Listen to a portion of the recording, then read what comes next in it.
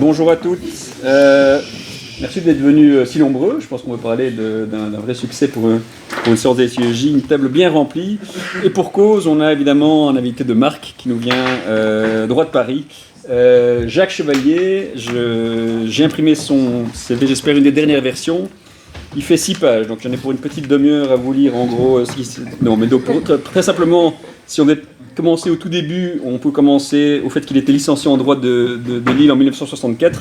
Et j'ai noté pendant ses études 7 fois lauréat de la faculté de droit.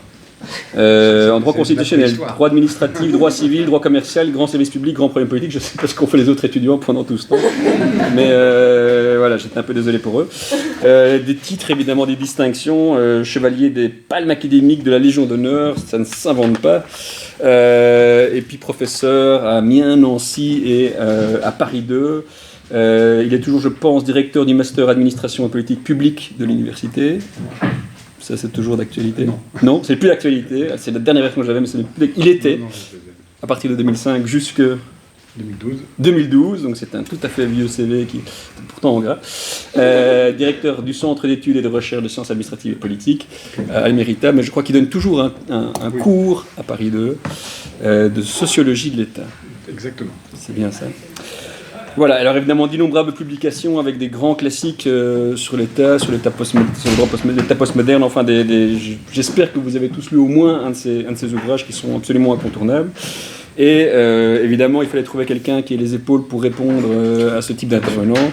Et donc on a assez vite pensé à François Host, que je ne vais vraiment pas présenter, pour nous laisser un maximum de temps pour les exposer, pour les discussions. Et donc merci Jacques Chevalier, je vous laisse la parole tout de suite. Bon, écoutez, d'abord, je suis très content de me retrouver ici, aux facultés Saint-Louis. Je suis venu finalement assez souvent, et à chaque fois, c'est un véritable plaisir, parce qu'une stimulation intellectuelle, et en même temps, j'ai toujours trouvé qu'il y avait une atmosphère très conviviale, chaleureuse. Ma grande idée permanente pendant toute ma carrière, c'est qu'on ne travaille bien que lorsqu'il y a vraiment des rapports interpersonnels qui se nouent, qui se créent, et qui donne en même temps une stimulation intellectuelle très importante. J'ai retrouvé ça aux facultés Saint-Louis, j'avais trouvé ça à Amiens, où j'étais pendant longtemps professeur à Amiens. J'ai retrouvé ça aussi dans l'équipe de recherche que j'ai dirigée longtemps à Paris 2 et dont je continue à faire partie. Et pour moi, c'est un élément important. La productivité scientifique est vraiment liée aussi à la qualité des rapports interpersonnels, et c'est le cas exactement aux facultés Saint-Louis. Donc, je suis toujours ravi d'y revenir. Alors, je veux dire que parler de la distinction du droit public et du droit privé, ça a plongé dans un abîme de perplexité, parce que c'est une question tellement vaste, tellement gigantesque. Comment l'appréhender, sous quel angle? Il y a des travaux tout à fait importants qui ont été faits déjà sur cela. Et donc, il était absolument exclu d'aborder cette question sous tous les angles. Les angles sont innombrables. Donc, j'ai choisi un angle d'attaque en partant en fait d'un triple constat qui pour moi est fondamental.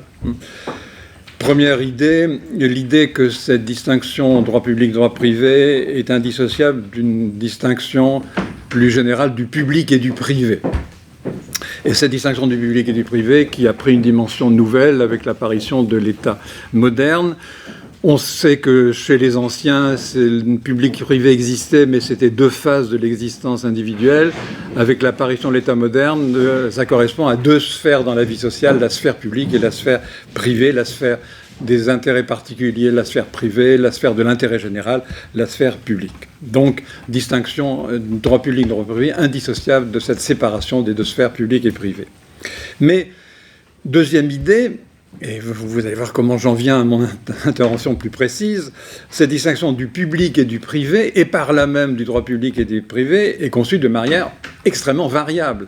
Et sa portée va être différente selon le mode de construction étatique. Et on sait bien que cette césure privé-public, la césure entre le droit privé et le droit public, est beaucoup moins marquée dans les pays anglo-saxons. L'idée d'un droit public par essence différent du droit commun étant jugée en principe antinomique avec les préceptes de la rule of law, voilà. Et ce qui n'est pas du tout le cas dans les pays d'Europe continentale. Troisième idée, j'en reviens toujours à mon intervention plus précise, c'est du même coup que les mutations que connaît actuellement l'État, et qui sont des mutations à mon sens tout à fait considérables, ne peuvent, dans tous les cas, et quelle que soit la manière dont cette distinction a été conçue, ne peut manquer d'avoir un impact sur la distinction public-privé, du droit public et du droit privé. Et voilà, et donc pour le montrer, pour souligner cette troisième idée, j'ai pensé qu'il était beaucoup plus simple de partir d'un exemple qui m'est évidemment tout à fait familier, l'exemple de la France, exemple qui est pour moi est quand même un exemple tout à fait symbolique et au-delà de ça, tout à fait emblématique de ces mutations, pour les raisons que je vais indiquer. Pourquoi emblématique ? Parce que l'édification en France d'un État fort, un État qui a été conçu comme la clé de voûte de la société, a donné à la distinction publique-privée une coloration toute particulière. Alors je résume cette conception française de l'État qui se traduit à mon avis par un statut d'autonomie de l'État résultant de la conjugaison d'une triple dimension. Une dimension organique, l'État se présente traditionnellement comme un ensemble unitaire, un appareil dont les contours sont bien dessinés, appareil qui occupe une place tout à fait particulière dans la société, appareil conçu de manière unitaire. Une dimension symbolique, l'État apparaissant comme l'incarnation de cet intérêt général, considéré comme étant différent par nature des intérêts particuliers, et mieux encore, intérêt général devant être défini à l'abri de toute pression des intérêts particuliers. Conception très très impérative et directive de l'intérêt général. Et enfin, la troisième dimension de cette construction et cette conception de l'État, une dimension juridique enfin. Dimension juridique qui va se traduire par l'application à l'État d'un droit spécifique et dérogatoire par rapport au droit commun. Pourquoi ? C'est la résultante de ce que je viens de dire. En tant que dépositaire et garant de l'intérêt général, parce qu'il dispose du monopole de la contrainte, l'État est considéré comme ne pouvant pas être soumis aux mêmes droits et aux mêmes juges que les simples particuliers. La nature des prérogatives dont il dispose ont une portée tout à fait irréductible à celle des règles du droit commun. Et donc l'existence du droit administratif et du droit public en général donc, est fondée en France sur une représentation de l'État, et cette représentation, je vais aller très vite sur ce point, plongeant ses racines très loin dans l'histoire. Représentation qui se dessine dès l'affirmation du pouvoir monarchique sous l'Ancien Régime, qui va résister aux secousses révolutionnaires, qui va s'épanouir sous le Premier Empire, et enfin se couler dans le moule de l'État de droit. Donc l'idée d'un droit spécifique et dérogatoire par rapport au droit commun, reflétant l'irréductible singularité de l'État par rapport au corps social. Alors cette idée d'une séparation tranchée entre les règles ayant pour objet les rapports entre particuliers et les règles mettant en cause les autorités publiques, je dirais qu'elle a toujours comporté une large part d'illusion. Large part d'illusion. Pourquoi ? Du côté du droit privé, tout d'abord. Le droit privé, bien entendu, ne peut pas être considéré comme relevant de la libre initiative des acteurs privés. Acteurs privés qui décideraient librement, par la conclusion de contrats, des formes et des limites de leurs engagements réciproques.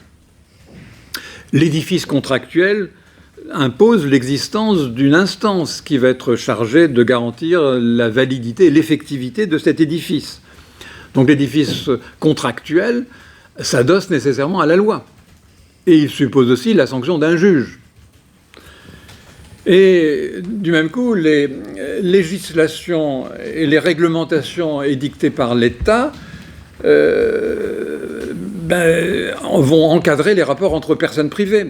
Les personnes privées étant tenues de respecter cet ensemble de législations et de réglementations, et plus largement de respecter les contraintes d'un ordre public, voilà le grand thème qui est lancé, un ordre public dont l'État va définir les contours. Donc cet encadrement sous forme de règles juridiques impératives et inhérents à l'existence même du droit privé, et en France même aussi. Relevons qu'un basculement va cependant se produire dès l'instant où cet ordre public va être conçu de manière différente, où l'État va s'efforcer d'agir plus directement sur les conduites par l'édiction d'obligations positives. Obligations positives qui vont donc du même coup limiter de manière croissante la marge d'autonomie individuelle. On a pu souligner qu'au stade de l'État-providence, l'ordre public, notamment dans le domaine économique, va se transformer de plus en plus en un ordre public de direction dans le domaine économique. Et Georges Ripert, en 1934, ce article fameux, l'ordre public et la liberté contractuelle, avait relevé que la liberté contractuelle était toujours davantage limitée au nom de cet ordre public économique conçu de manière de plus en plus large et caractérisé par la profusion de règlements de toute nature. Et cette prolifération des textes réduisant la liberté individuelle va effectivement conduire la doctrine privatiste française à évoquer, après la Seconde Guerre mondiale, le spectre d'une publicisation du droit civil. Formule très intéressante. Publicisation progressive du droit civil mettant en cause non seulement sa substance, mais la raison d'être même du droit civil, conçu comme emblématique du droit privé. Je pense par exemple aux écrits de Jean Rivero, qui, dans un article important, parlera de l'intrusion du droit privé par le droit public, et il distinguera plusieurs figures de cette intrusion: annexion, protectorat, asphyxie, infiltration. Il y a toute une série de techniques par lesquelles le droit public s'infiltre ou annexe parfois le droit privé. Donc, première limite importante à cette summa divisio tracée entre droit public et droit privé. Du côté du droit public, l'idée d'un particularisme irréductible du droit public applicable aux activités publiques, cette idée ne résiste pas à l'analyse, et n'a jamais résisté à l'analyse. Pourquoi ? Bien parce qu'une large part des activités publiques sont soumises au droit commun. Et ces brèches de soumission au droit commun sont allées en s'élargissant, au fur et à mesure du développement des interventions publiques dans l'économie. Et c'est à ce moment-là, d'ailleurs, qu'on va construire la théorie de la gestion privée, qui en est le signe emblématique. Il en ira de même, d'ailleurs, pour le droit social. Donc, une large part des activités publiques sont soumises à un droit qui n'est pas dérogatoire au droit commun, au droit commun. Et plus généralement d'ailleurs, on a bien montré que le droit public n'est en réalité lui-même que partiellement dérogatoire par rapport au droit privé. Le droit privé restant en fin de compte l'univers juridique de référence. Et je pense aux écrits de Charles Eisenman, qui a bien montré qu'il fallait nuancer grandement cette idée de caractère dérogatoire du droit administratif notamment. Donc voilà ce que je voulais dire.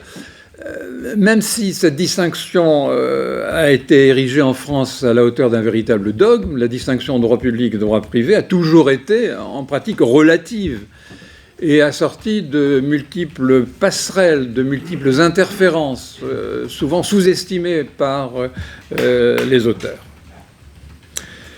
Alors maintenant, où en est-on ?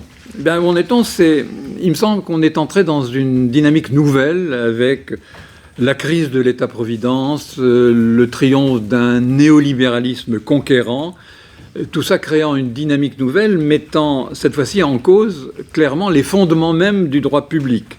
Un droit public qui est en voie de perdre certains des attributs classiques qui le caractérisaient.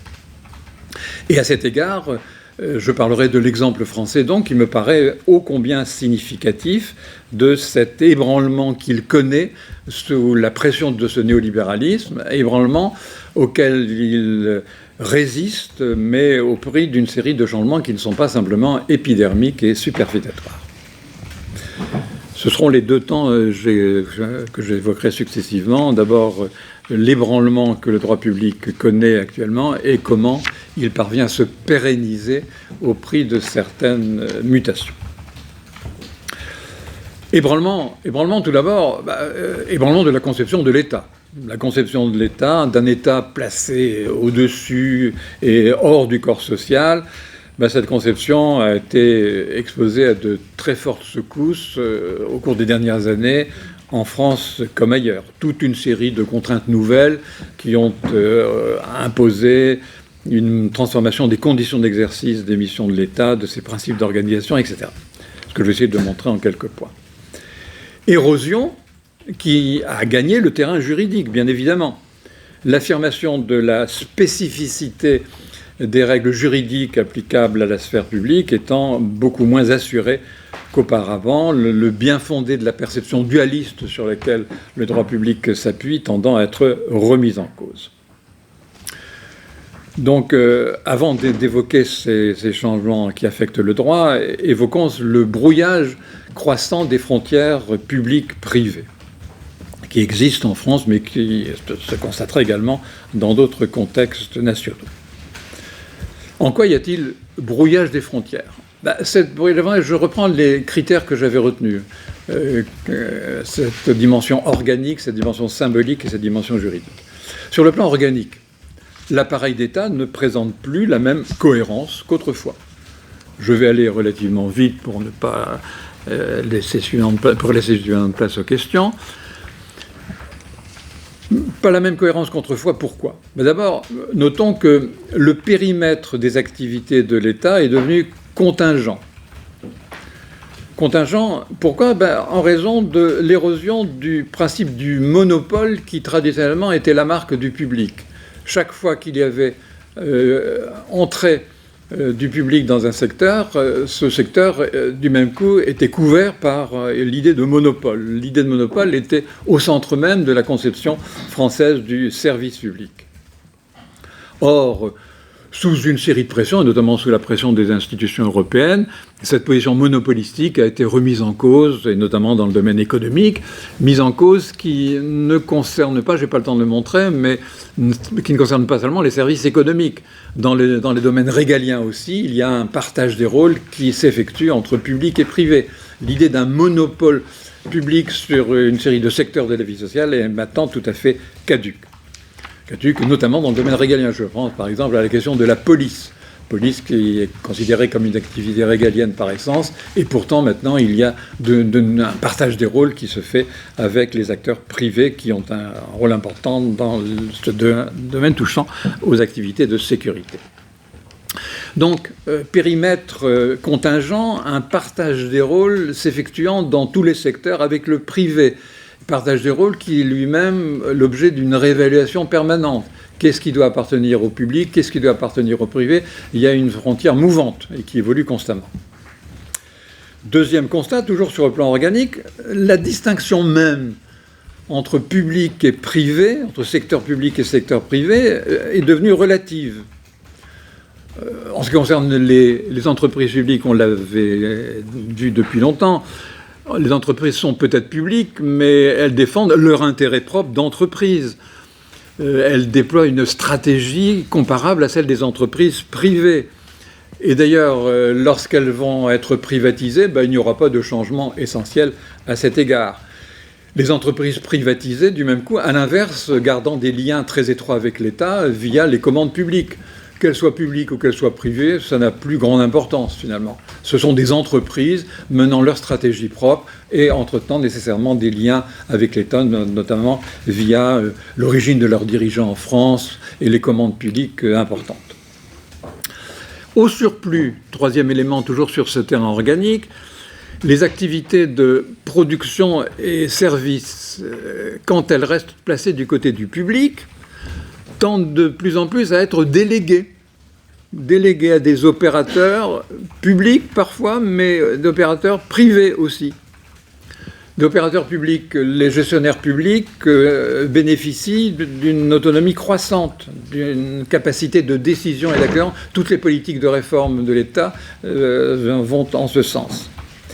Et puis surtout, appel croissant est effectué aux ressources du secteur privé à travers des processus d'externalisation qui vont croissant. Gestion déléguée, partenariat public-privé, etc. Donc les frontières entre services publics et entreprises privées perdent de leur netteté du même coup.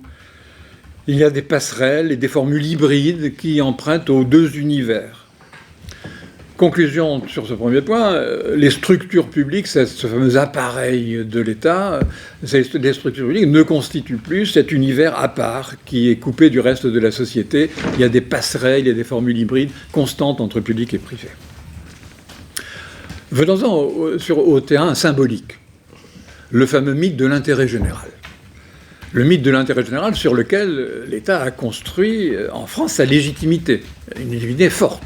L'État porteur de l'intérêt général et qui devait être imposé au privé, et défini à l'abri des pressions du privé et imposé au privé.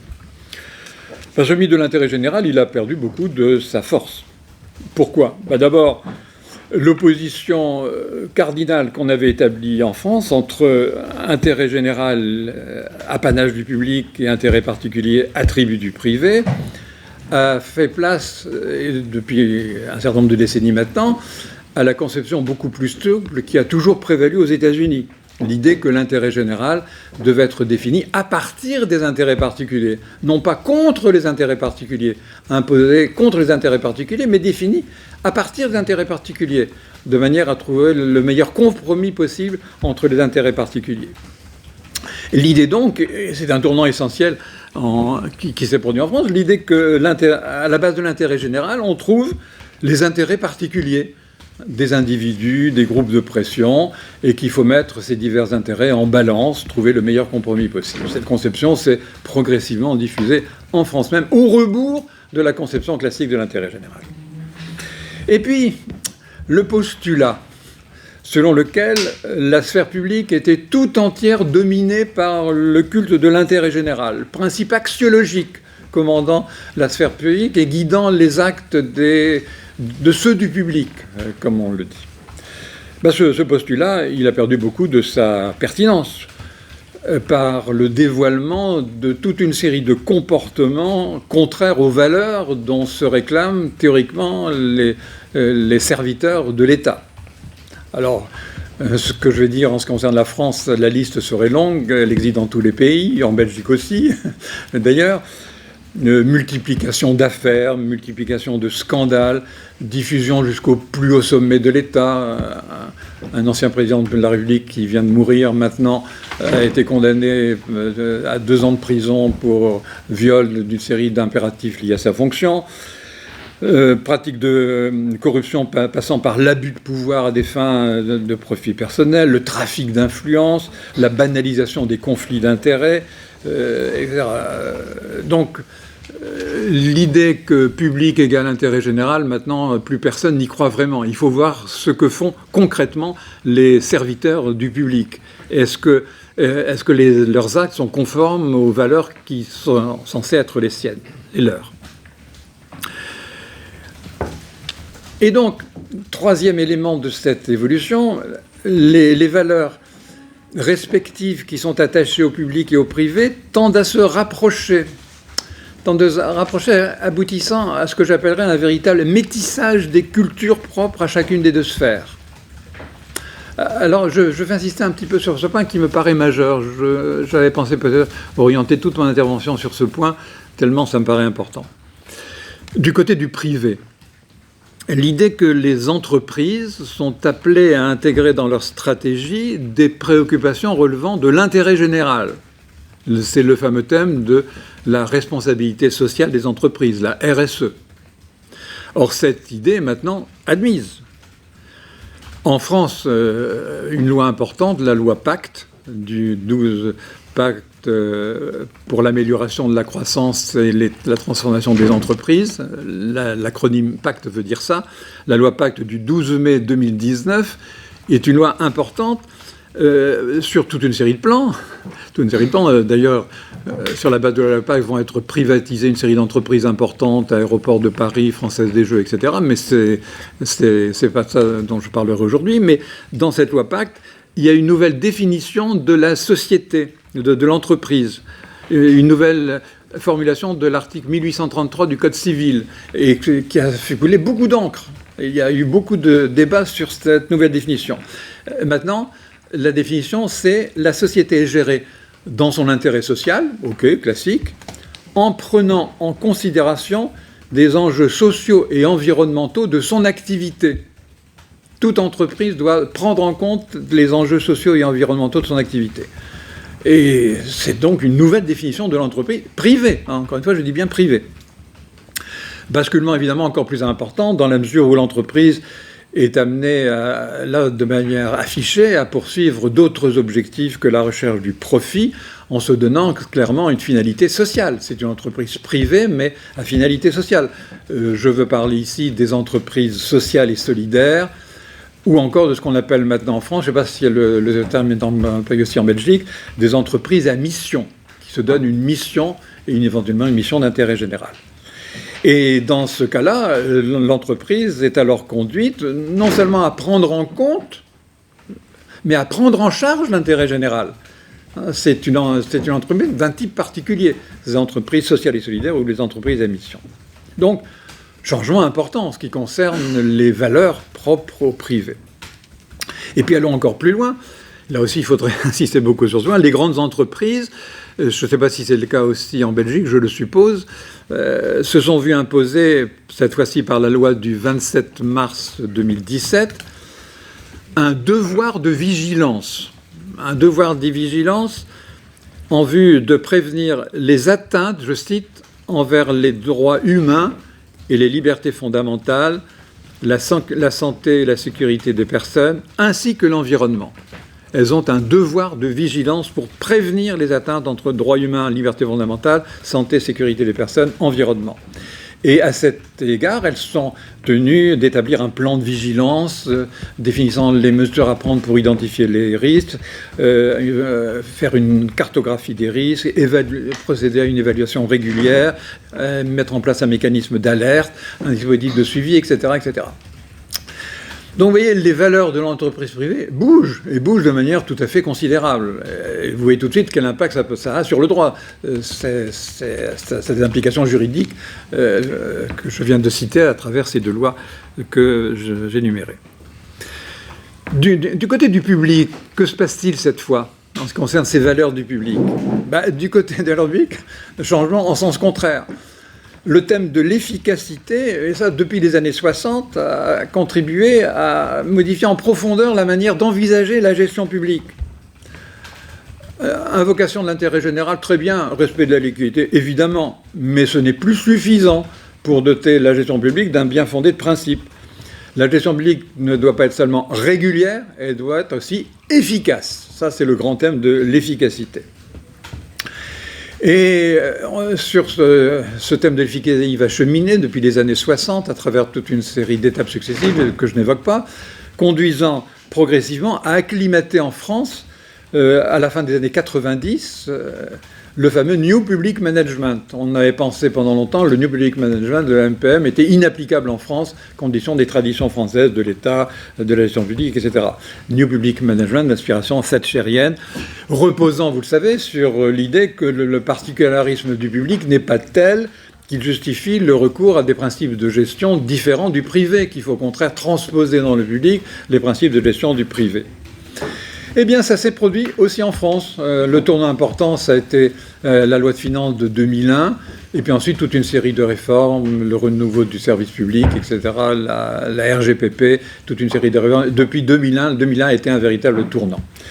On a vu s'implanter alors ce qu'on appelle très clairement maintenant une culture de la performance. Une culture de la performance publique fondée sur le principe de la gestion par les résultats. Et vous voyez que dans tout ça, il y a évidemment le brouillage des valeurs entre public et privé. Le public doit être aussi efficace et performant que le public. Il faut évaluer constamment ce qu'il fait pour attester de cette efficacité. Voilà les quelques linéaments que je voulais poser en ce qui concerne les transformations que connaît l'État, en ce qui concerne son organisation, en ce qui concerne le mythe de l'intérêt général et en ce qui concerne les valeurs attachées au public. Évidemment, tout ça, du même coup, a un impact sur le droit applicable au public, sur le droit public et la fameuse distinction droit public, droit privé. La conception du droit public classique et sous-jacente à la construction de l'État a été en effet fragilisée sous l'effet de trois mouvements convergents qui corrodent la conception classique du droit public qu'on pouvait avoir. Trois éléments essentiels, je vais essayer d'aller assez vite. Premier élément, le périmètre même du droit public a tendu à se réduire. Il est à se réduire par une extension de l'application du droit commun aux activités publiques. Extension qui est dans une large mesure le produit de la primauté accordée sous la pression européenne à l'ordre concurrentiel sur lequel repose l'économie de marché. Pour les instances européennes, la concurrence n'est effective que si tous les opérateurs publics et privés sont placés dans des conditions égales, s'il n'y a pas de privilèges pour les opérateurs publics, les services d'intérêt économique général étant contraints de se plier à ces contraintes, sous réserve de certaines exceptions justifiées par le particulier de leur mission, mais exceptions conçues de manière très limitative. Or, cette logique européenne a été retranscrite dans le droit interne français depuis 1986. Toutes les activités de production, de distribution et de services, y compris lorsqu'elles sont le fait de personnes publiques, sont soumises au principe de la concurrence. Donc, dès l'instant où l'État s'engage dans l'univers concurrentiel, il est tenu de se plier aux règles du droit commun. Le droit public n'a plus lieu d'être dans ce cas-là. Et d'ailleurs, il y a toute une jurisprudence complexe, le Conseil d'État ayant progressé assez méfiant par rapport à ça, s'y est plié et a étendu progressivement l'application de cette règle aux mesures d'organisation même du service. Donc, périmètre qui se réduit un peu comme peau de chagrin, notamment en ce qui concerne les activités économiques. Deuxième constat, le particularisme des règles du droit public a tendu à s'estomper. Tout se passe de plus en plus comme si le droit privé était conçu comme le véritable droit de référence, sur lequel le droit public est invité et poussé de plus en plus à s'aligner dans toute la mesure du possible. Et il faudrait faire une analyse très minutieuse, que je n'ai évidemment pas le temps de faire ici, pour montrer que les aspects dérogatoires du droit administratif se sont progressivement réduits dans toute une série de domaines.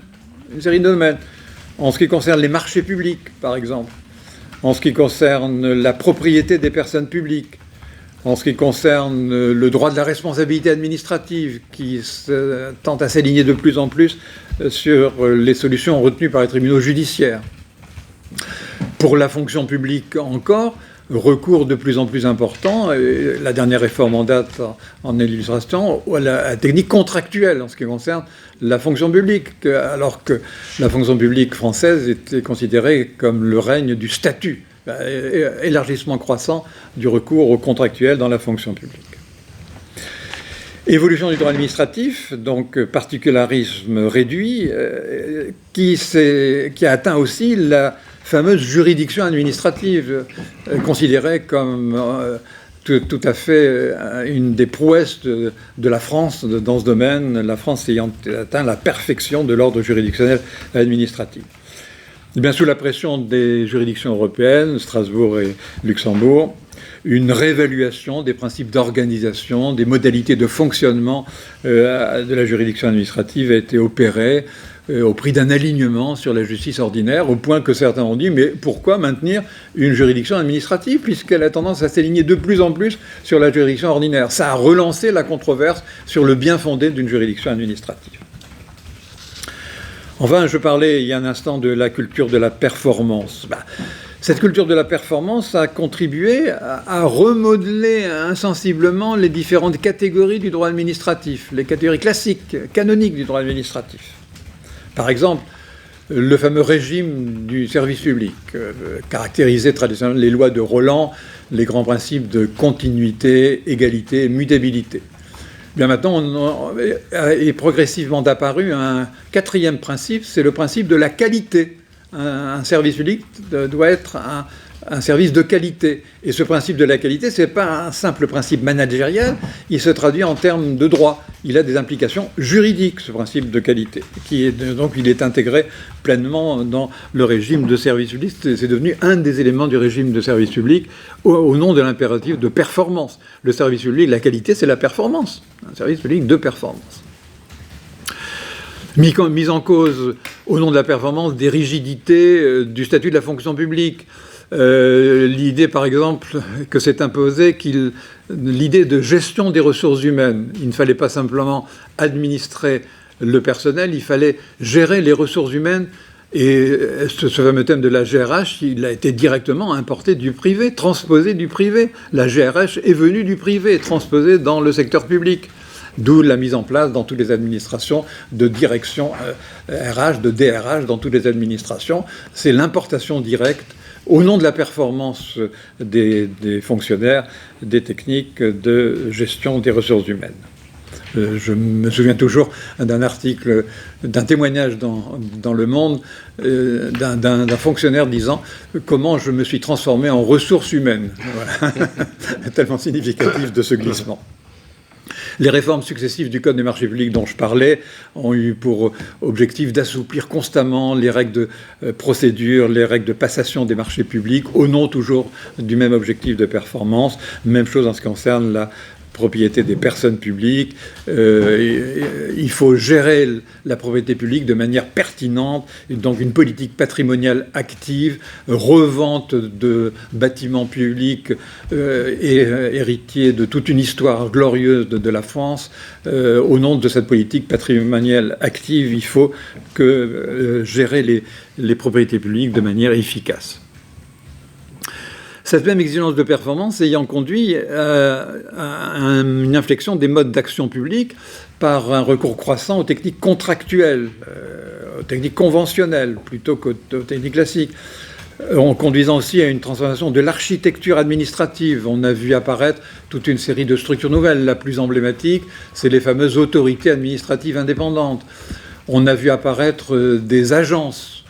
Il y a un mouvement d'agencification, comme on le dit maintenant, qui a gagné progressivement le monde administratif français.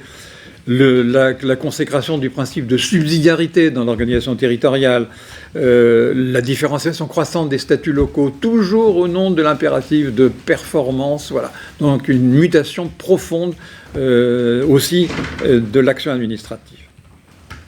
Et enfin, la juridiction administrative, j'y reviens. La juridiction administrative elle-même a été amenée, en dehors de ces changements que j'évoquais, à intégrer la logique de performance.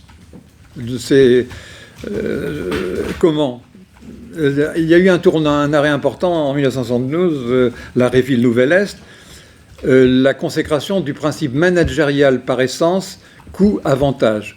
Une expropriation pour cause d'utilité publique n'est légale que si les coûts ne sont pas exorbitants par rapport aux avantages. Il faut mesurer coût-avantage. Cette mesure coût-avantage, c'est la logique de performance typique. Le juge administratif intériorise dans son contrôle juridictionnel cette logique de performance. L'arrêt Ville-Nouvelle-Est est un tournant important en 1972. Et puis, renforcer l'efficacité du contrôle par toute une série de techniques nouvelles, astreinte, pouvoir d'injonction, procédure d'urgence. Et enfin, on est toujours dans cette phase-là, améliorer les conditions de fonctionnement de la justice administrative. L'ancien vice-président du Conseil d'État disant « il faut que la justice soit efficace, efficiente, performante ». Voilà, le thème est vraiment complètement intériorisé par le Conseil d'État lui-même. Reste à savoir du même coup quelle est la portée de cette intégration dans le droit administratif de cette logique de performance. Et là, il y a deux thèses qui sont en présence. Pour les uns, ça n'a pas bouleversé fondamentalement l'économie du droit administratif. C'est des adaptations de ce droit administratif, une adaptation en profondeur, mais pas de véritable mutation. Pour d'autres, c'est un véritable changement radical, une mutation en profondeur du droit administratif qui serait en train d'être opérée, de cheminer progressivement au fil de ces transformations. Jacques Caillos, mon collègue et ami Jacques Caillos, n'a pas hésité à parler d'une surdétermination économique du droit administratif. Un droit administratif qui aurait changé d'identité, qui serait maintenant voué à servir la cause de la compétition économique. Le droit administratif étant soumis à cette logique de performance. Et du même coup, soumis à cette logique de performance, le droit administratif français est amené à s'inspirer de techniques juridiques expérimentées ailleurs. Il y a un véritable benchmarking qui s'opère, importé dans le droit administratif français des techniques qui ont fait la preuve de leur efficacité ailleurs. Et lorsqu'on regarde ces mutations du droit administratif, on voit effectivement l'acclimatation d'une série de notions nouvelles qui étaient étrangères au droit administratif classique: contractualisation, régulation, agencification, externalisation, tout ça des notions complètement nouvelles, importées de l'extérieur à travers ce benchmarking dont je parlais. Alors ce mouvement de rapprochement esquissé entre droit public et privé est évidemment l'indicateur et le révélateur des transformations que subit l'État. Je reviens sur mon point de départ. Ce n'est pas des transformations isolées. Ça reflète les transformations que subit l'État. Est-ce à dire que cette distinction est vouée à disparaître et à s'estomper progressivement? Je ne crois pas, et certainement pas pour le moment, parce que s'il y a ébranlement, ça ne signifie pas pour autant obsolescence. Pourquoi ? Parce que la constitution juridique de l'État est trop profondément enracinée en France pour remettre en cause véritablement l'existence du droit public. Et donc, il y a quand même une pérennisation du droit public malgré cet ébranlement et au prix d'une série d'adaptations. C'est ce que j'évoquerai un peu plus brièvement dans le second point que j'intitule « Pérennisation », au-delà de l'ébranlement. Le modèle français d'État a subi donc une incontestable érosion dont je parlais. Mais cette bipartition publique-privée reste quand même présente dans l'imaginaire collectif. Tandis que le brouillage des frontières est contrebalancé par la consolidation d'une série de dispositifs qui manifestent la singularité du public, les découpages traditionnels subsistent aussi sur le terrain juridique à travers un processus d'adaptation que j'évoquerai brièvement. Donc, consolidation d'un côté public, de la distinction public-privé, du côté de l'État. Le mouvement d'éclatement de l'architecture étatique n'impliquant pas en effet la disparition de tout principe d'ordre et de cohérence. Comment cet ordre et cette cohérence doivent être quand même malgré tout préservés?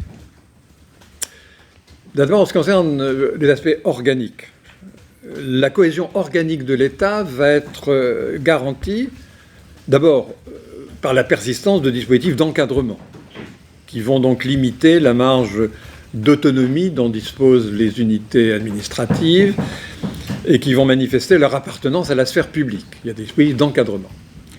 Mais surtout, les dispositifs de contrôle classiques tendent de plus en plus à être relayés par des formules plus souples, peut-être plus insidieuses, d'intégration de type contractuel. Il y a un boom spectaculaire de la contractualisation en droit public. La contractualisation qui va servir à rafistoler et à remettre sur pied cette unité de l'appareil administratif, de l'appareil d'État. La contractualisation étant utilisée de manière extrêmement diverse comme moyen de coordination entre unités administratives, comme instrument de pilotage, encadrer les marges de manœuvre des gestionnaires publics, et encore comme moyen de coopération entre public et privé. Partout, il y aura du contrat pour essayer de colmater les brèches, rétablir l'unité au moins formelle de cet appareil de gestion publique. Qu'en est-il en ce qui concerne les valeurs? L'effritement des valeurs dont je parlais, effritement des valeurs attachées au public, cet effritement n'est pas synonyme de banalisation. Le Conseil d'État lui-même s'était interrogé dans un rapport important en 1999 sur la crise de l'intérêt général. Lui-même, le Conseil d'État se préoccupait de cette crise de l'intérêt général dont je parlais. Et il estimait effectivement que malgré cette crise, je cite le Conseil d'État, l'intérêt général demeure la pierre angulaire de l'action publique dont il détermine la finalité et fonde la légitimité. Malgré cette crise dont le Conseil d'État prenait acte, l'intérêt général est toujours là et demeure la pierre angulaire de l'action publique. Et d'ailleurs, on voit que l'intérêt général imprègne toujours le discours des gouvernants, des élus de tout acabit et des fonctionnaires qui se réfugient derrière ce sacro-saint intérêt général.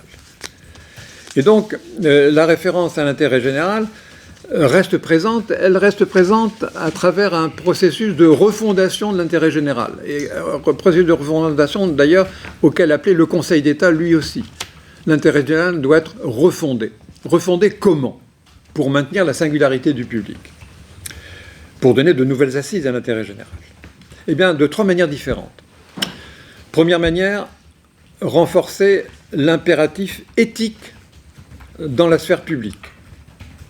Alors ça, on l'a vu dans toute une série de textes récents, du côté des fonctionnaires par exemple. Il y a un texte, il y a une nouvelle loi qui est venue formaliser toute une série de valeurs qui existaient de manière informelle, qu'on retrouve en jurisprudence, mais qui n'étaient pas formalisées dans le statut. Dignité, probité, impartialité, neutralité.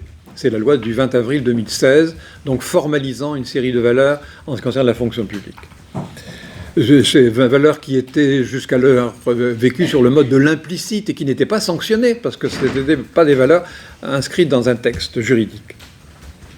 Du côté des élus, alors là, au nom de ce qu'on a appelé un État exemplaire, une République irréprochable, les thèmes ont été très présents dans les campagnes présidentielles notamment, a été engagé depuis le début des années 2100 une entreprise d'assainissement et de moralisation de la vie publique à travers toute une série de textes successifs, une série d'étapes successives. Le dernier texte en date, c'est les lois, il y en a plusieurs, du 15 septembre 2017, visant au rétablissement de la confiance dans la vie publique. Oh, que le terme est bien choisi, en effet. La confiance n'existant plus, il faut la rétablir, notamment par une série de mesures déontologiques d'assainissement de la vie publique. Donc, renforcer l'impératif éthique dans la sphère publique. Ensuite, deuxième, refonder l'intérêt général en faisant prévaloir certaines exigences d'ordre procédural. L'idée que l'intérêt général, sans doute, il se définit maintenant à partir des intérêts particuliers, mais aussi à travers une procédure qui doit être la meilleure possible. Et la démarche doit être rigoureuse. Et donc, on met l'accent de plus en plus sur la rationalisation des procédures décisionnelles. Et en France, mais dans tous les pays maintenant, la voie miraculeuse pour y parvenir, c'est la fameuse formule de l'étude d'impact. L'étude d'impact, instrument de rationalisation des choix collectifs. Voir les avantages et les inconvénients d'un texte avant que le texte soit adopté. L'intérêt général garanti par des formules de rationalisation des processus décisionnels. Et puis la troisième voie, c'est la démarche participative, la participation au secours de l'intérêt général. La démarche participative est un moyen de surmonter la crise de l'intérêt général par une ouverture en direction de la société, avec l'idée que l'État ne dispose plus du monopole sur la définition de l'intérêt général. Les acteurs sociaux, quels qu'ils soient, doivent être partie prenante à la définition de l'intérêt général, à l'élaboration des choix. Et il y aura donc toute une série d'illustrations de cette exigence, notamment à travers le développement des procédures dites de débat public, visant à associer, ou d'une démocratie délibérative, visant à associer les citoyens eux-mêmes, d'ailleurs, à l'élaboration des grands choix collectifs. Donc, un processus de refondation de l'intérêt général. Alors, est-ce que ces différentes techniques suffisent? On peut en douter. La portée de ces textes, notamment, est un peu assez largement aléatoire, mais on voit bien qu'on cherche à refonder une notion qui est une notion cardinale et dont on ne peut pas se passer. Une notion qui sert donc de repère axiologique incontournable pour séparer le monde du public et le monde du privé.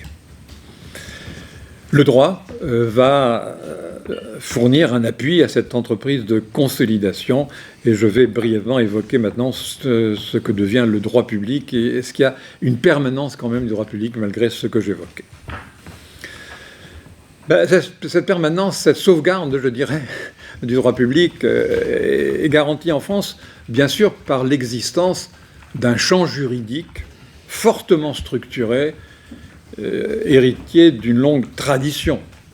Il y a un champ juridique fortement structuré et qui vient de loin. Présence d'un juge administratif spécifique, couronné par le Conseil d'État. Juge administratif spécifique, appuyé par une doctrine étroitement liée à ce juge administratif. Juge administratif qui a contribué ô combien à former ce droit administratif conçu comme droit dérogatoire du droit commun. Le droit public s'étant construit en France comme discipline universitaire à part entière, distincte du droit privé, disposant de ses propres filières d'enseignement, de ses revues spécialisées, de ses sociétés savantes. Et cette dimension-là est évidemment une dimension organisationnelle, je dirais, et tout à fait importante, une dimension communautaire, pourrait-on dire.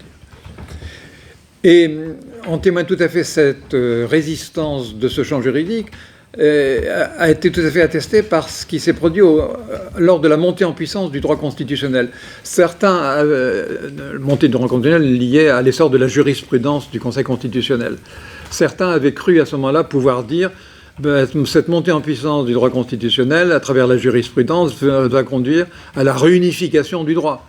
Il n'y aura plus de distinction de droit public et droit privé, puisque le droit constitutionnel chapeautera l'ensemble et la jurisprudence constitutionnelle définira les lignes de conduite pour l'ensemble des domaines du droit. Et bien finalement, on constate que ça n'a pas été le cas. Cette montée en puissance du droit constitutionnel s'est faite en respectant la ligne traditionnelle de partage entre droit public et droit privé, le droit constitutionnel étant attiré du côté du droit public, même s'il y a une partie de sa jurisprudence qui concerne le droit privé. Bien entendu, le Conseil d'État qui occupe une place absolument essentielle au cœur de l'État, dans les circuits de pouvoir, qui contrôle l'ensemble des modalités de production et d'application du droit en France de manière impressionnante. Il est partout, le Conseil d'État. Un corps qui est peu nombreux, 300 membres, mais qui est présent vraiment au cœur de l'État, au centre de la production du droit. Et bien sûr, le Conseil d'État est le garant et le gardien de cette continuité. L'effacement du droit public ne serait possible, ne serait concevable que s'il n'y avait plus de Conseil d'État. Le Conseil d'État est là pour assurer cette permanence et cette survie du droit public. Ces inflexions du droit public dont je parlais tout à l'heure, il faut voir que c'est le Conseil d'État qui, dans une large mesure, en a été l'initiateur. Par exemple, son allergie par rapport au droit européen, il s'est rendu compte que ce n'était plus possible à un certain moment donné, il l'a surmonté, et il a donc adapté le droit public au droit européen, mais une adaptation soigneusement contrôlée et mesurée par lui. Et donc, c'est le Conseil d'État qui prend la mesure de cette adaptation à faire pour sauver le droit public. Et son rôle est tout à fait essentiel à cet égard. Cette permanence du droit public, donc, elle existe toujours malgré ces changements. Elle n'exclut cependant pas des mutations plus en profondeur quand même qui touchent à ces équilibres essentiels. Et il faut à cet égard rappeler que ces mutations, il les a connues au fil de l'histoire. Il y a eu quelques tournants importants. Par exemple, à la fin du XIXe siècle, quand le droit administratif, qui était jusqu'alors conçu comme un droit de privilège pour l'État, pour l'administration, est devenu de plus en plus considéré comme un droit au service des administrés. C'est la promotion du thème du service public. Il y a une refondation à ce moment-là du droit administratif à la fin du XIXe siècle avec l'essor de la théorie du service public. Deuxième tournant, dans les années 80, il y a eu une série d'avancées jurisprudentielles nouvelles qui ont contribué à consolider l'image libérale du Conseil d'État. Le Conseil d'État était très très critiqué au commencement des années 80, une jurisprudence insuffisamment libérale sur toute une série de plans. Nous y avions contribué, une frange assez hétérodoxe de la doctrine, nous y avions contribué dans un numéro de la revue Pouvoir qui doit dater de 1986 ou 88, où nous avions critiqué un certain nombre d'insuffisances de la jurisprudence administrative. Le Conseil d'État a corrigé ces insuffisances par une série d'avancées jurisprudentielles pour consolider son image de marque. Donc on peut, et ce sera mon opinion finalement, on peut considérer qu'on assiste à une nouvelle étape de cette évolution du droit administratif. Étape de cette évolution qui se caractérise par la profusion impressionnante, vraiment impressionnante, de droits nouveaux reconnus aux administrés. Et cette profusion de droits nouveaux reconnus aux administrés tente à modifier l'assise du droit public, en faisant reposer le droit public désormais sur les droits fondamentaux. Le droit administratif étant désormais conçu comme un moyen de protection des droits du citoyen. Il y a un véritable mouvement, mais je n'ai pas le temps d'y insister, de subjectivisation du droit administratif. Si on fait la somme de ces droits nouveaux conquis au cours, disons, des 30 dernières années, c'est vraiment impressionnant. La liste est vraiment impressionnante. Dernier texte en date, je ne vais pas vous infliger toute la liste, elle serait trop longue.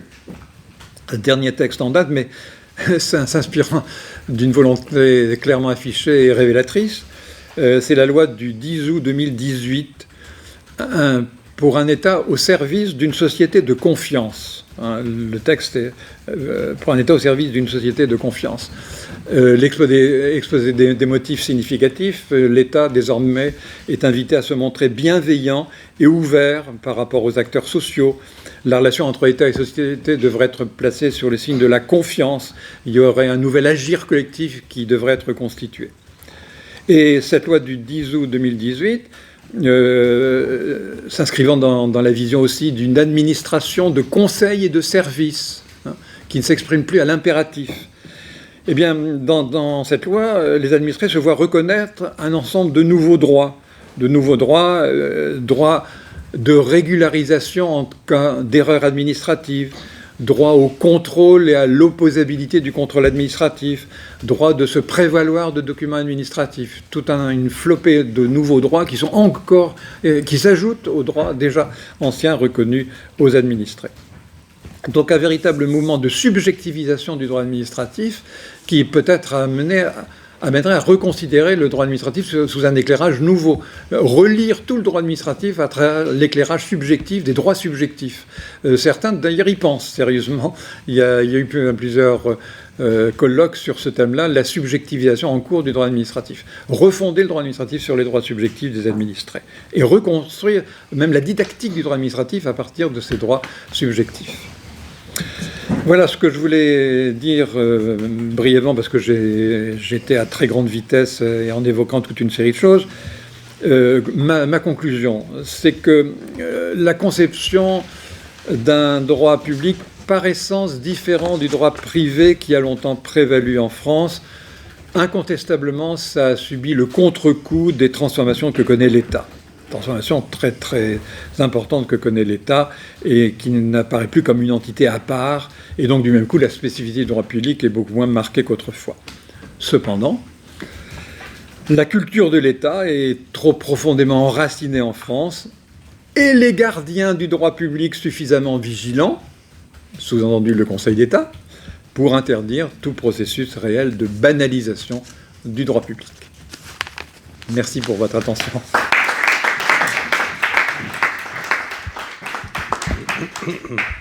Merci beaucoup. Il y aura énormément de choses à dire, évidemment. Et juste, j'ai noté ces intitulés de loi sur la confiance que je trouve absolument intéressants. Mais, une société de confiance. Société de confiance, et puis la précédente aussi, loi du 15 septembre 2017 pour la confiance dans la vie politique. Enfin, il y a quand même quelque chose du côté de la confiance là, qui est assez intéressant. Mais j'essaie de donner la parole à François et on pourra lancer le débat pour la suite. Confiance, le terme est absolument clé. Et confiance, il faut que l'administration fasse confiance aux citoyens, donc droit à la régularisation en cas d'erreur, et du même coup, les citoyens auront confiance en l'administration. Donc c'est un jeu à somme positive. Confiance mutuelle. Confiance mutuelle, absolument. Restaurer la confiance dans la relation administrative.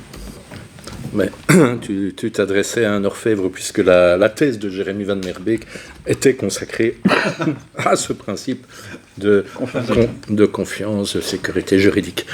Alors, au nom de tout le séminaire, merci Jacques pour ces propos, comme toujours, à la fois extrêmement clairs, pédagogiques, et je dirais finalement relativement rassurants. Pour le dire, et ça j'improvise tout à fait, mais puisque j'ai le plaisir de découvrir en même temps que les autres ta communication, je dirais que tu travailles sur deux fronts qui sont aussi, me semble-t-il, les nôtres. Un front tout à fait scientifique, d'observateur extrêmement attentif. Tu es une sorte de sismographe de la moindre variation, le moindre frémissement de changement, et donc c'est très très précieux pour prendre acte, prendre la mesure des transformations qui affectent l'État, le droit public et le droit en général. Donc ça c'est le plan scientifique, mais si je peux me permettre, il y a aussi le plan citoyen, des convictions. On sent bien le souhait que, me semble-t-il, est partagé autour de cette table, de défendre dans le monde qui est le nôtre aujourd'hui, complexe, mondialisé, quelque chose comme la figure du tiers ou l'intérêt général. Voilà. Et donc, c'était, me semble-t-il, les deux grandes sources de ton inspiration. Moi, j'aurais finalement, je mettrais sur la table simplement c'est pas une question que je t'adresse, c'est une réflexion générale en écho notamment à ce que tu dis, en écho aussi à ce livre. Donc, je voudrais quand même rappeler l'existence, la distinction entre droit public et droit privé, qui est le résultat d'un travail antérieur de collègues de Saint-Louis, qui avait été invités par binôme, un publiciste, un privatiste, à traiter des thèmes passerelles, justement, des thèmes communs. Donc, c'est assez exceptionnel de pouvoir travailler à un niveau méta, un niveau second, qui est celui de ce séminaire de théorie du droit, à partir d'un gros travail qui n'est pas spécifique à Saint-Louis, mais ici, en l'occurrence, oui, donc comme une fusée à 2 étages. Il n'y a pas de... il n'y a pas d'évaluation qualitative là-dedans. Je dis, nous disposons d'un matériau de départ, et pour préparer cette très courte intervention, j'ai notamment relu les conclusions de ce travail, et notamment la dernière phrase du travail qui m'intéresse beaucoup. La toute dernière phrase du livre, c'est en définitive, bien qu'elle soit, pour reprendre tes termes, largement ébranlée, la distinction publique-privée, personne ne semble vouloir s'en débarrasser. Personne ne semble vouloir s'en débarrasser. Voilà, on fait avec. Donc, en dépit des démentis que les théoriciens du droit accumulent depuis des décennies, voire des siècles, elle résiste. Des siècles, puisque il semblerait que Balde, au Moyen-Âge, considérait déjà que la fameuse distinction d'Ulpien manquait de logique. C'est Geoffroy Samuel qui le rappelle, et il le rappellera lors de son intervention. Donc on l'a répété à satiété, aujourd'hui encore, les critères de la distinction publique-privée sont tous, certains moins que d'autres, discutables, les frontières sont poreuses, et par ailleurs la distinction laisse de côté des continents entiers de l'univers juridique. Lors de la séance précédente du séminaire, on avait fait l'inventaire de toutes les branches du droit à cheval ou entre 2 chaises, et l'inventaire était évidemment très, très impressionnant. Un seul exemple, mais on connaît cette littérature, un texte relativement récent de 2014 d'une collègue française que je ne connais pas, Marie-Laure Mathieu. Les représentations dans la pensée des juristes, qui critiquent elle aussi la distinction binaire public-privé, alors que le monde est plus complexe. Je la cite: dans tous les cas, il s'agit de projeter un objet situé dans un autre espace, moins riche que l'univers d'origine, donc le monde concret, à la manière des ombres chinoises qui réduisent à 2 dimensions un objet qui en comporte 3. Elle conclut en disant: une telle projection prive l'observateur du relief, de la richesse, des aspérités de l'objet, et ne lui en fournit qu'une vision tronquée, incomplète. C'est un exemple, mais on en connaît tous plein d'autres, donc de critique doctrinale à l'égard du caractère réducteur de la distinction, du moins quand elle est érigée à la hauteur d'un dogme. En termes épistémologiques, on aurait donc un paradigme, la distinction publique-privée, qui serait infirmé, en tout cas fragilisé par de nombreuses anomalies, pour parler comme Kuhn, qui devrait, dans une science dynamique, non dogmatique, conduire à une crise paradigmatique et à la recherche obstinée d'une nouvelle formulation plus compréhensive qui pourrait rendre compte de ces anomalies. Or, et c'est ça qui m'intéresse, la distinction résiste. Et c'est cette question-là que j'interroge. Qu'est-ce qui fait la résilience de cette distinction ? Alors, j'avance très rapidement 3 pistes de réflexion. La première pourrait être presque bourdieusienne et relèverait d'une sorte de sociologie un peu dure, un peu matérialiste des professions. Tu y as fait très discrètement allusion en parlant d'un corps doctrinal avec des sociétés savantes, voilà. Donc, c'est ce que dans votre livre vous appelez une distinction qui est finalement une distinction des juristes plutôt que du droit. Donc c'est particulièrement vrai en France avec la partition des facultés, des concours universitaires, des postes, des collections scientifiques en 2 univers défendant plus ou moins jalousement leurs prérogatives, voire leur prééminence. Bon, ça c'est une explication, soit une autre plus profonde, plus intéressante, serait qu'en définitive, malgré ces variations historiques ou géographiques, tu as rappelé le cas de la Grande-Bretagne, la distinction exprimerait un invariant anthropologique, même social, politique. Pour ramener vraiment à l'essentiel, la distinction entre le moi, la sphère privée, et le groupe, la sphère publique. Je crois qu'il y a une part de vrai là-dedans, et donc dans ce cas, c'est seulement l'absolutisation de la distinction qui est critiquable et non la distinction en elle-même. Puis il y a une troisième explication, et elle apparaissait nettement, je trouve, dans ton propos, et je la partage tout à fait, elle est d'ordre axiologique, c'est qu'au fond, cette distinction répond à une valeur, la nécessité d'affirmer une double légitimité, celle des intérêts privés, mais aussi celle de l'intérêt général. Et à cet égard-là, je fais une suggestion aux organisateurs du séminaire. Je me suis dit, tu as prononcé une fois le mot, mais il me paraissait évident, c'est le mot corruption. Si on raisonne en termes axiologiques. Pour moi, la définition de la corruption, dont on sait combien elle est présente, et pas seulement dans la République bananière, la corruption, c'est la privatisation d'une prérogative publique. Voilà. C'est une forme de dénaturation d'une responsabilité publique. La loi devient privilège, une loi privée. Et donc, je trouve que ce serait un très beau sujet mixte à étudier, c'est on parle souvent de la privatisation, mais la corruption qui affecte certaines des plus hautes responsabilités de l'État. Et pour moi, à un plan vraiment philosophique, ça pose une question pour laquelle je n'ai pas de réponse, qui est la question du tiers. Si on dit que le droit, c'est l'intervention du tiers, c'est évidemment trop court de dire qu'il n'y a du tiers qu'en droit public, ça, je ne le crois pas du tout, il est présent en droit privé. Mais ce qui est en jeu aussi là-dedans, c'est la capacité d'instances tierces à encore réguler le lien social. Je sais qu'il y a un livre qui est apparu avec le titre « Avons-nous encore besoin du tiers ?» Donc voilà, une première piste de réflexion. De 100 000 façons maintenant, on affirme la pertinence seulement relative de la distinction publique-privée, mais elle résiste. Pourquoi résiste-t-elle? Donc elle a peut-être creusé les différentes réponses. Deuxièmement, et ce sera le deuxième petit volet de ma courte intervention, deuxièmement, je me dis qu'il serait nécessaire aussi, peut-être dans ce séminaire, de tenter de penser, vraiment de donner consistance à l'espace tiers qui se déploie entre public et privé et qui les travaille tous les deux.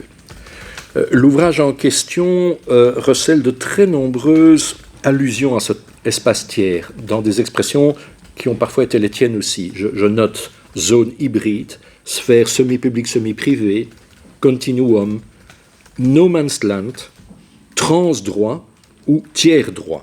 Et dans la conclusion, il y a un petit développement sur cette question du tiers-droit. Alors, je fais une petite parenthèse pour dire, moi qui ai travaillé beaucoup de sujets différents à l'aide de la dialectique, qui part toujours de l'existence d'une dualité conceptuelle de base et qui s'efforce de faire jouer les deux concepts, montrant que l'un ne va pas sans l'autre. Et chaque fois, c'est le même constat que l'on doit faire, c'est la difficulté, au moment même où on dénonce une distinction, de s'en affranchir. Difficulté de s'en affranchir. Donc, difficulté d'inventer un vocabulaire et donc des idées, des représentations tout à fait neuves, tierces, par rapport à l'héritage conceptuel, par rapport aux représentations dont on montre précisément le caractère réducteur. Comme si on pensait toujours un peu à reculons, un peu comme quand on dit post ceci ou post cela. C'est une façon de dire qu'on reste quand même incapable d'imaginer, ou qu'il n'y a pas lieu d'imaginer autre chose dont on pourrait parler plus positivement. Voilà. Donc je reconnais que c'est une difficulté centrale. Néanmoins, en dépit de cette difficulté, je trouve que cette opération est légitime. Par exemple, pour donner 2-3 exemples, la recherche sur les biens communs, avec, je fais allusion de travaux notamment de Marie Cornu et de son beau dictionnaire sur les biens communs, qui souligne la nécessité de penser le collectif. Dans un autre séminaire au Cèdre, on voudrait commencer à travailler sur cette notion du collectif qui est appelé à participer à la gestion et bénéficier de l'usage de ces choses qui ne relèvent pas vraiment ou pas exclusivement de la gouvernance publique et dont on voit bien que la seule responsabilité du propriétaire privé peut être trop courte. Il y a tout un terrain de réflexion. Depuis longtemps, il y a toute la réflexion sur le monde associatif, le tiers secteur, le non marchand. Tu as fait allusion toi-même au nouveau dispositif de la démocratie délibérative, aux conférences de consensus et toutes ces choses-là. On réinvente une forme de représentation du public. Alors comment faire pour donner consistance à ce tiers secteur? Donc ce serait vraiment essayer de s'affranchir des conceptions acquises, peut-être partir d'un objet, concret, affranchi des étiquettes ou des qualificatifs publics ou privés et observer lucidement de quel régime, mixte sans doute, de quel régime il relève. Voilà, deux suggestions, peut-être pas directement, excuse-moi, en écho à ton intervention, mais que je livre aux organisateurs du séminaire. Et je suis sûr que la discussion maintenant permettra de faire justice à tous les aspects très, très riches de ta contribution. Merci François. Voilà, écoutez,